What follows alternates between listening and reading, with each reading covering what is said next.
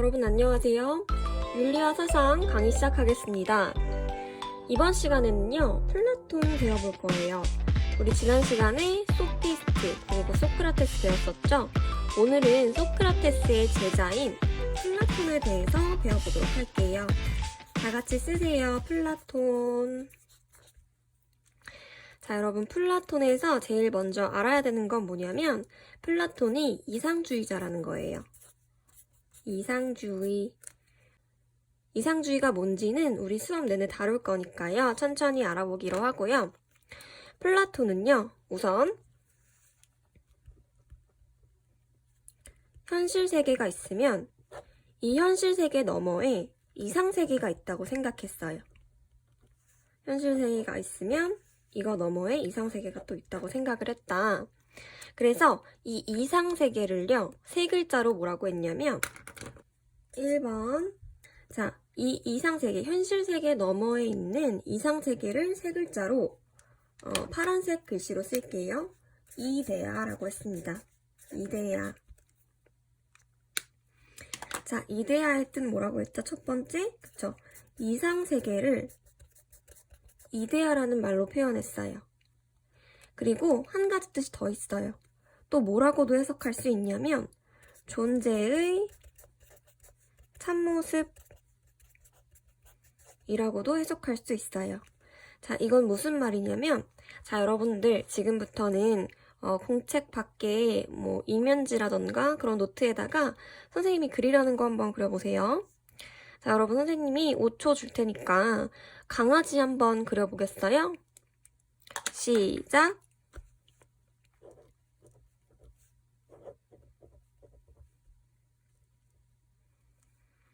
자, 다 그렸나요?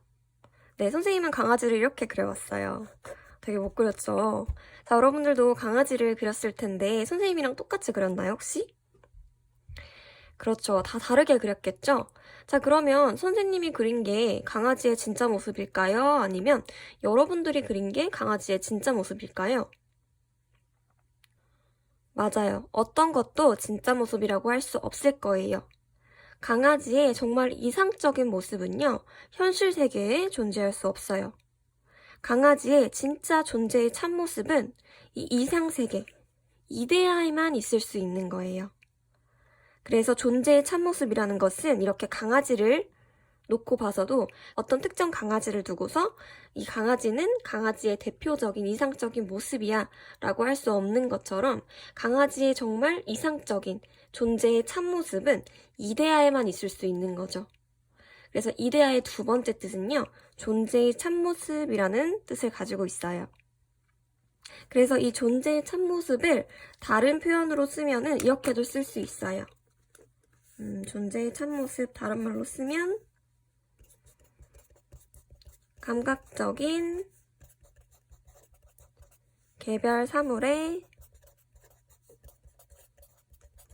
공통되는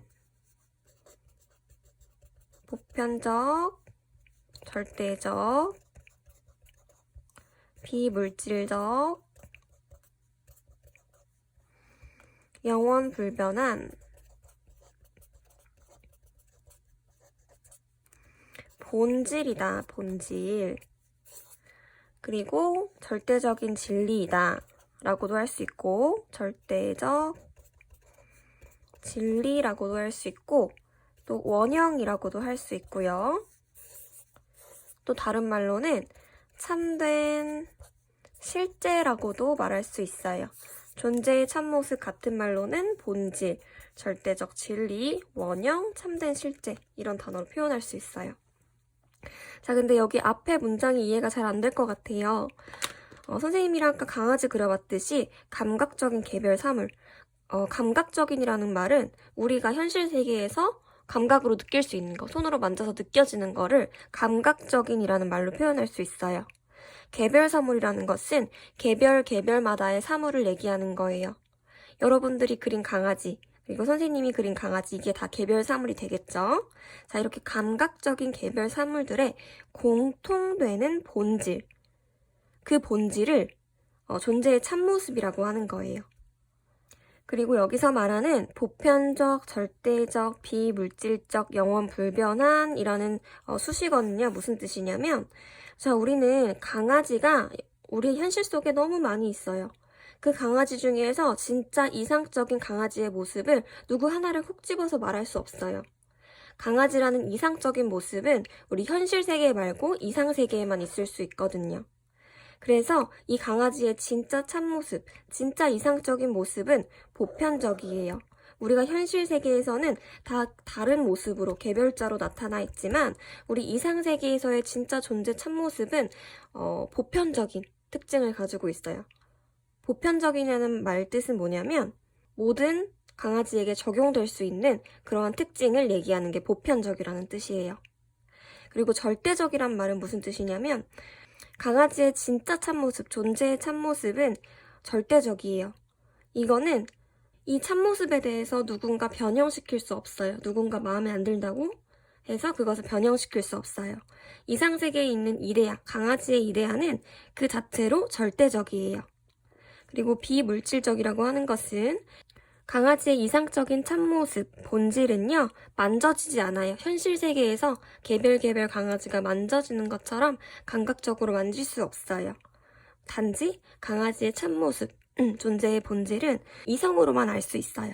그래서 비물질적이란 말을 썼고요. 그리고 우리 현실 세계의 강아지들을 보면 그 강아지는 언젠가 소멸되고 없어지고 말죠. 그쵸? 하지만 강아지의 정말 존재 참모습, 이상적인 모습은 이 이데아의 세계에서 영원 불변해요. 죽지 않아요. 무슨 말인지 알겠죠? 그래서 이데아라는 말 뜻은 첫 번째 이상세계라는 말 뜻이 있고 두 번째로는 존재의 참모습이라는 뜻이 있다. 자, 존재의 참모습이라는 것은 본질, 절대적 진리, 원형, 참된 실제라는 말로 바꿨을 수도 있다. 알겠죠? 그리고 존재의 참모습이라는 것은 이데아에만 존재한다. 그리고 이데아라는 것은 선생님이 방금 얘기했듯이 우리의 이성으로 파악이 가능하다. 이성으로 파악 가능하다고 할 수 있어요.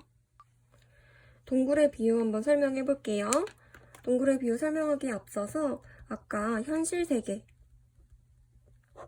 이상 세계를 플라톤은 이렇게 구분해서 봤다고 했죠. 자, 이 이상 세계와 현실 세계를 동굴로 비유를 해가지고 플라톤은 우리를 이해시키려고 했어요. 자, 어떻게 비유를 했냐 하면 여기는 지금 동굴 밖이에요. 그리고요, 여기는 지금 동굴 안이에요. 그래서 플라톤은 어떻게 생각을 했냐면 우리는 지금 동굴 안에 살아가고 있다고 했어요. 그러니까 동굴 안이 현실 세계가 되겠죠. 그리고 동굴 밖이 이상 세계라고 생각했어요. 그래서 우리들은 지금 동굴 안에서 살아가는데 지금 이게 우리들 모습이에요. 우리는 동굴 안에서 자유롭게 살아가지 못하고 어떻게 살아가고 있냐면 쇠사슬에 묶여서 살아가고 있다고 생각했어요. 지금 이거 쇠사슬이에요, 여러분. 그래서 아무 데도 못 가고 꼼짝달싹도 못하고 단지 이 쇠사슬에 묶여서 여기 동굴 벽면만을 바라본 채 살아갈 수밖에 없다고 생각했어요. 그런데 우리 벽면 뒤에 뭐가 있냐면 모형들이 있어요. 모형. 말 모형이 있고 또 유리병 모형이 있어요. 그리고 이 모형들 뒤에는 뭐가 있냐면 이 불꽃이 활활 타오르고 있다고 생각했어요. 그래서 이 모형들은 불빛에 의해서 동굴 벽면의 그림자로 비춰진다고 생각했어요. 그림자. 자, 이건 그림자예요. 그림자. 그러면 우리는 동굴 벽면만을 보면서 살아가니까 이 모형의 그림자가 진짜인 줄 알고 지금까지 살아왔던 거죠. 아까 선생님이 여러분한테 얘기했듯이 강아지를 그려보라고 했을 때 여러분들 지금 현실 세계에서 지금 보고 있는 강아지의 모습은 진짜 강아지의 모습이 아니었어요. 아까 강아지의 모습 그려보라고 했을 때 다 다르게 그렸죠. 이상 세계에 있는 강아지의 진짜 참모습은 이 동굴 안 현실 세계에서 존재하지 않아요. 우리가 지금 보고 있는 강아지의 모습은요, 이 모형에 비추는 그림자, 이 모형의 그림자에 불과할 뿐인 거예요. 그러면 진짜를 보려면 어떻게 해야 될까요? 그렇죠. 여기에 있는 사람이 자신의 쇠사슬을 풀고 동굴 밖으로 나아가서 이 이상세계를 바라봐야 이 허상, 그림자가 허상이라는 것을 깨닫고 진짜가 이상세계, 이데아에 있다는 걸 깨닫겠죠. 그래서 여기에 있는 사람들 중 한 명이 진짜를 알기 위해서 쇠사슬을 과감하게 끊어버리고 탈출을 해요. 그래서 탈출을 해서 여기 지금 동굴 밖에서 진짜를 바라봐요. 이데아, 여기가 이상세계구나. 내가 지금까지 봤던 동굴 안의 세계는 다 거짓이었구나. 허상이었구나. 라는 것을 알게 돼요. 띠용. 그래서 알게 되자마자 동굴 안으로 다시 들어와서 자기 동료들을 구해줘요. 얘들아, 여기는 진짜가 아니었어. 우리 밖으로 나아가서 진짜 이상세계를 보자. 이렇게 계도를 해야 된다고 생각했어요. 자, 이런 역할을 누가 해야 된다고 생각했냐면 철학자가 해야 된다고 생각했어요. 철학자.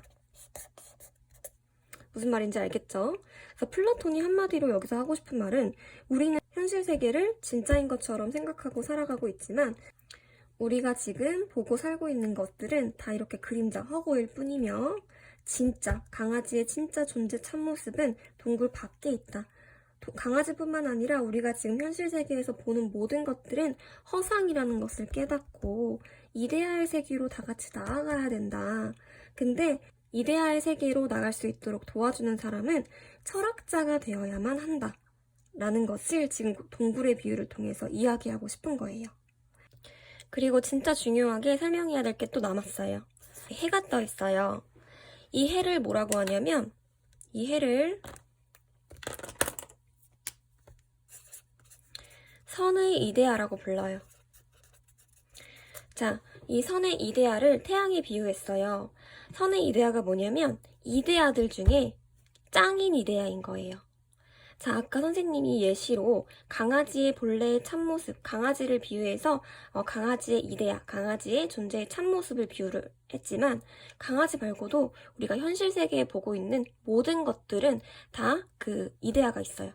예를 들면 여러분 책상도 한번 생각해 보세요. 책상을 떠올렸을 때 누가 떠올린 책상이 진짜 책상이라고 할 수 있을까요?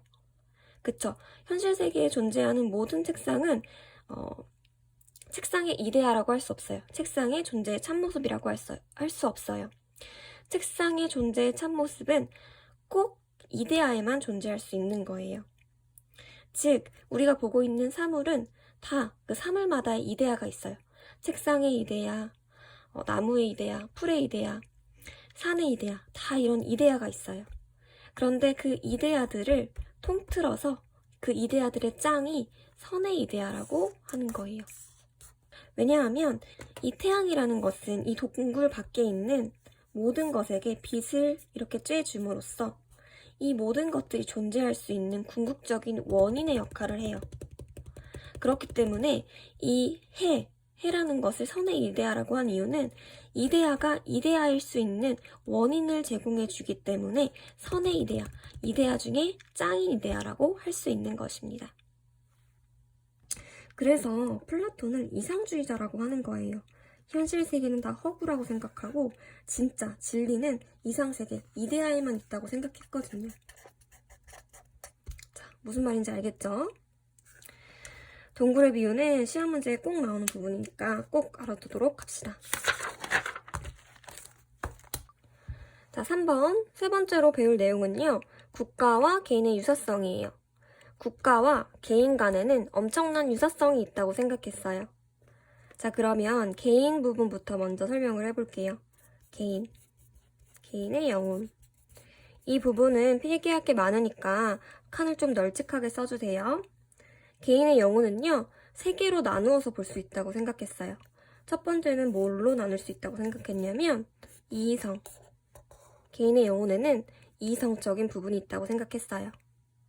그리고 두 번째는요, 개인의 영혼은 기계라는 부분이 있다고 생각했어요. 기계. 그리고 세 번째로는 개인의 영혼에는 욕망이라는 부분이 있다고 생각했어요.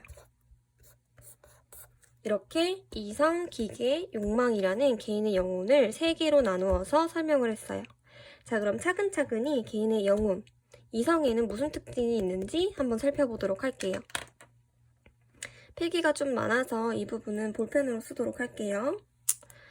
자, 개인의 이성, 개인의 영혼 중에서 이성이라는 부분은 어떤 역할을 해주냐면요. 첫 번째로는 도덕적 진리를 파악하는 일을 해요.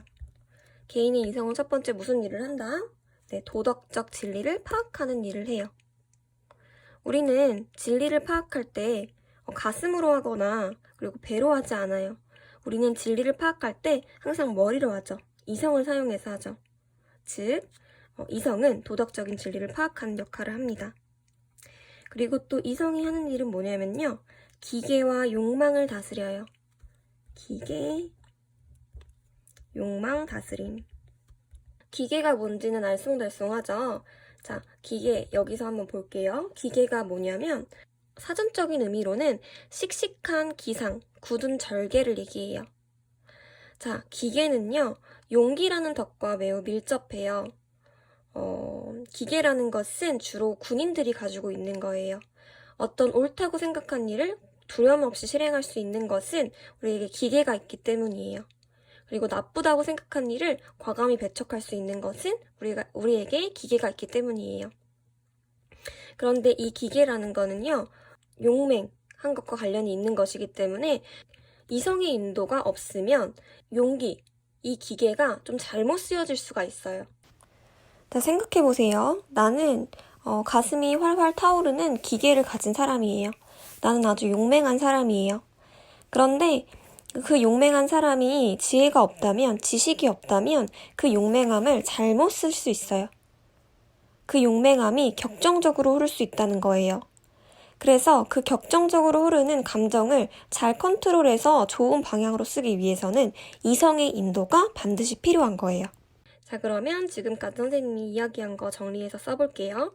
기계라는 것은 뭐냐면 옳다고 생각한 일을 두려움 없이 실행하는 것. 그리고 나쁘다고 생각한 일을 과감히 배척하는 것을 얘기해요. 알겠죠? 하지만 이 기계, 용맹이라는 것은 무식하게 용감하면 안 돼요. 내가 용감해야 될 때와 장소에 맞춰서 용감해야 되는 거예요. 그러려면 이성의 말을 잘 들어야 돼요. 그래서 기계라는 것은 위에서 한번 쓰긴 했지만 한 번 더 쓸게요. 지혜에 의해서 통제되어야 한다. 자, 무슨 말인지 알겠죠? 그리고 욕망이라는 것은 여러분들 잘 알죠? 자, 욕망이라는 것은 자고 싶고 먹고 싶고 이런 것들 얘기해요. 그런데 이 자고 싶고 먹고 싶은 이 욕구를 완전히 제거해야 될까요? 그쵸, 아니겠죠.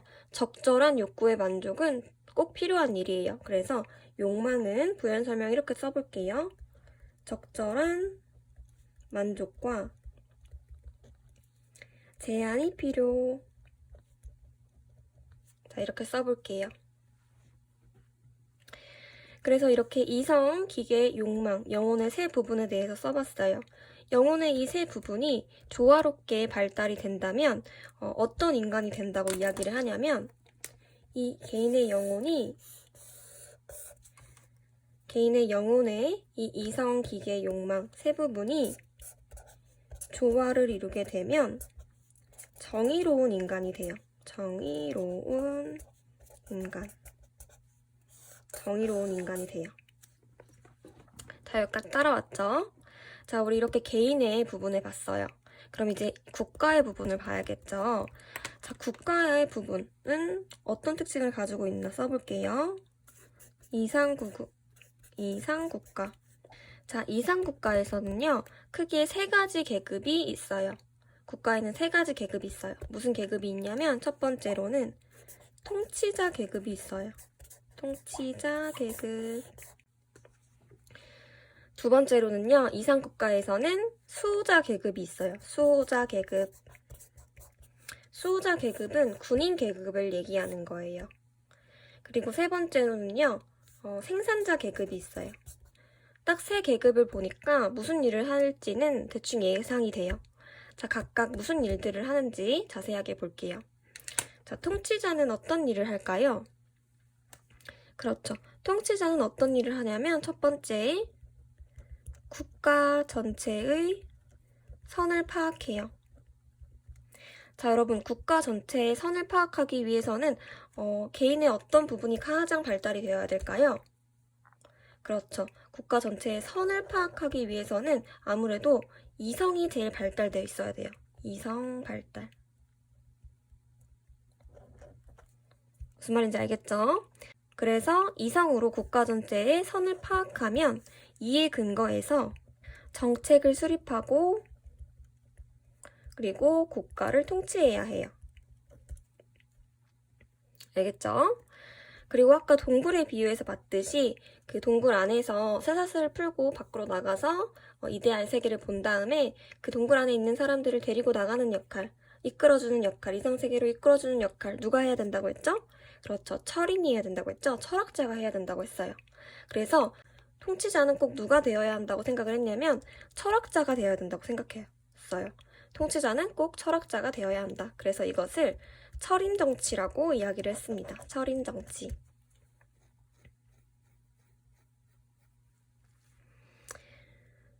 이 철인정치의 특징은요. 이 철인정치의 특징은 뭐냐면 도덕 공동체의 실현을 위해서 통치자, 수호자, 계급의 재산이 공유되어야 된다고 생각했어요. 왜 통치자와 수호자 계급의 재산이 공유되어야 된다고 생각했을까요? 맞아요. 통치를 하다 보면 욕심이 생겨요.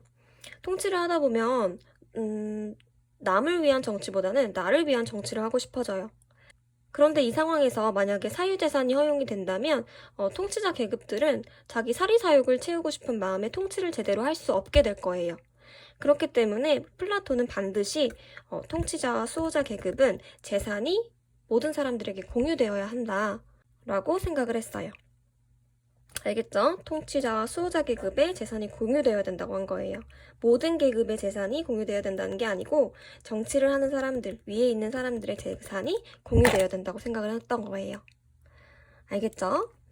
그리고 세 번째로 우리 여기서 지금 힌트를 얻을 수 있었듯이 그러면 그 통치 계급의 재산이 공유되는 것은 민주주의 사회라고 볼 수 있을까요? 그쵸, 아니겠죠. 민주주의 사회에서는 재산의 공유를 주장하지 않아요. 즉, 플라톤은요, 민주주의를 싫어해요. 민주주의 비판.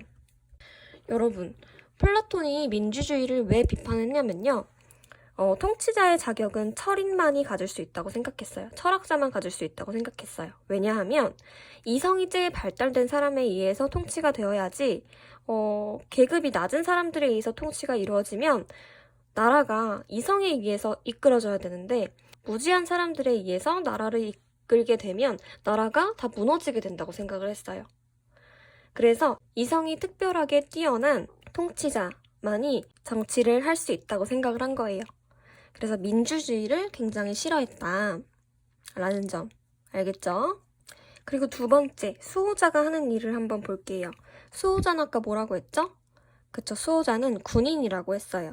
수호자는 군인이에요. 그렇기 때문에 개인의 영혼 중에 뭐가 제일 발달되어 있을까요? 그쵸? 용맹한 거, 기계, 우리 가슴적으로 불타오르는 거. 기계적인 부분이 가장 발달되어 있겠죠? 그래서 수호자는 기계가 발달되어 있어요. 기계 발달. 하지만 수호자가 기계가 발달이 되어 있다고 해서 시도 때도 없이 자신의 용맹함을 격정적으로 분출하면 될까요?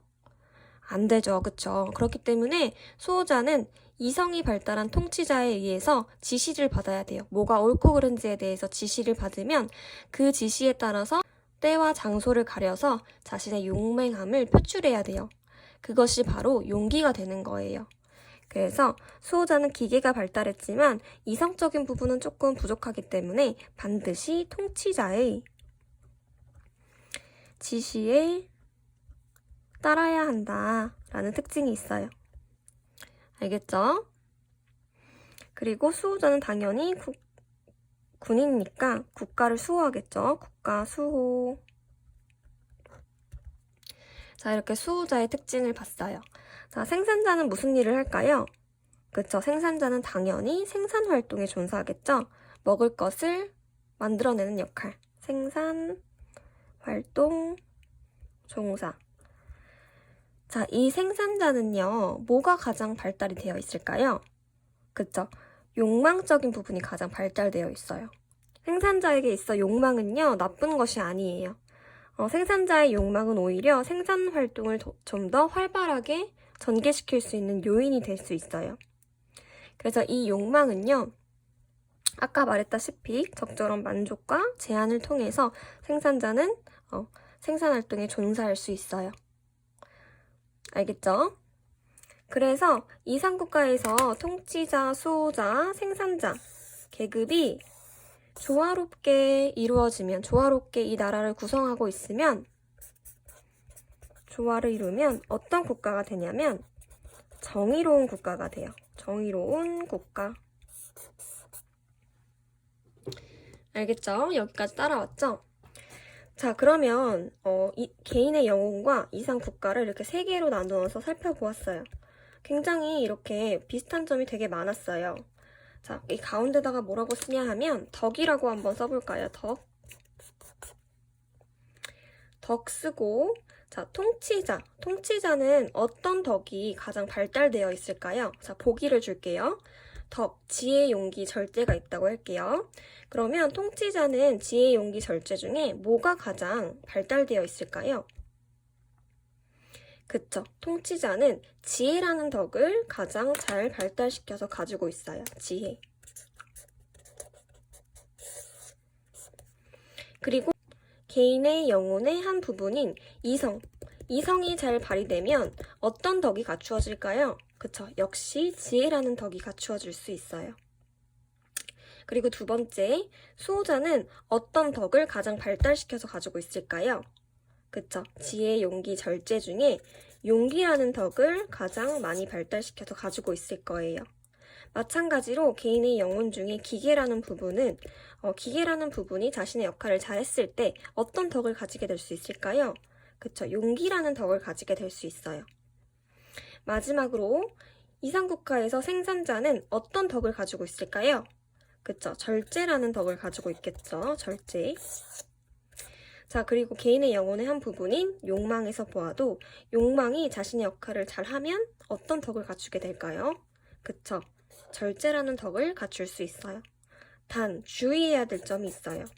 이 절제라는 덕은요, 특별히 생산자만 갖추고 있는 것이 아니고 통치자, 수호자도 갖추고 있는 덕이라고 생각하면 됩니다.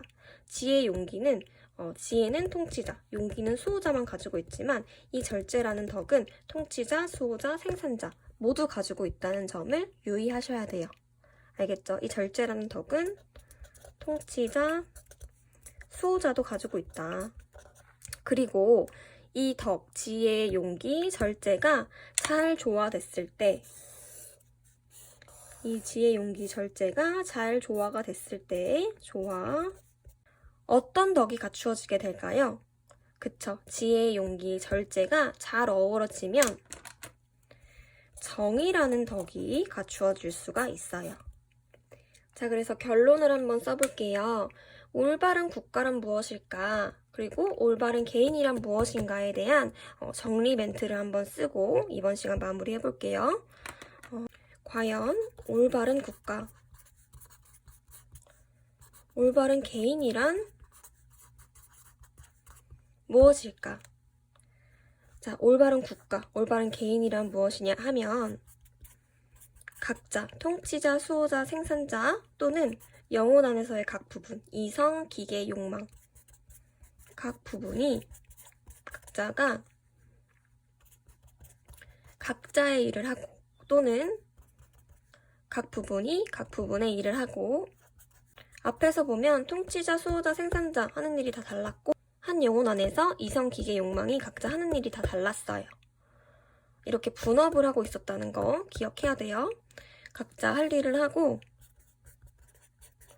다른 사람 혹은 다른 부분, 통치자, 수호자, 생산자, 다른 사람, 그리고 다른 부분은 이성기계 욕망을 얘기하는 거겠죠. 다른 부분의 일을 넘보지 않는 상태. 이것이 올바른 국가 혹은 올바른 개인이라고 생각했어요. 이게 뭔 말이냐면 수호자가 통치자의 일을 넘본다든지 생산자가 통치자의 일을 넘본다든지 통치자가 수호자나 생산자의 일을 넘본다든지의 일을 하지 않는다는 거예요. 각 개인의 안에서 영혼도 마찬가지예요. 이성이 기계나 욕망의 일을 한다든지 기계가 욕망이나 이성의 일을 한다든지 이런 일을 하지 않고 각자 자신의 일에 열심을 다한 상태가 올바른 국가, 올바른 개인이라는 것입니다. 즉 정리하면 조화를 이룬 상태를 얘기해요. 조화를 이룬 상태. 자, 여러분 수업 마치기 전에 중요한 개념 한 가지만 짚고 갈게요. 플라톤은요, 통치자, 수호자, 생산자 계급을 이렇게 나눴죠. 자, 이 계급들은요, 태어날 때부터 통치자, 수호자, 생산자의 기질을 가지고 태어난다고 했어요. 태어날 때부터 타고난 성향에 따라 결정된다고 생각했어요. 어떤 사람은 통치자가 조금 더 적합한 성향, 즉 이성이 조금 더 발달된 성향으로 태어났고 또 수호자는 기계적인 측면이 조금 더 발달되어서 수호자에 적합한 성향으로 태어났고 또 생산자도 마찬가지로 생산자의 성향을 가지고 즉 욕망이 조금 더 발달된 상태로 태어났다고 생각을 했어요. 그래서 이것은 타고난 성향에 따라서 결정이 되는 것이지 통치자, 수호자, 생산자 계급은 본인들이 결정할 문제가 아니라고 생각을 했어요. 알겠죠? 그래서 이 타고난 성향에 따라서 계급이 결정된다는 거 이거 되게 중요한 키워드예요. 알겠죠? 자, 그러면 오늘 수업 여기서 마치겠습니다. 수고했습니다.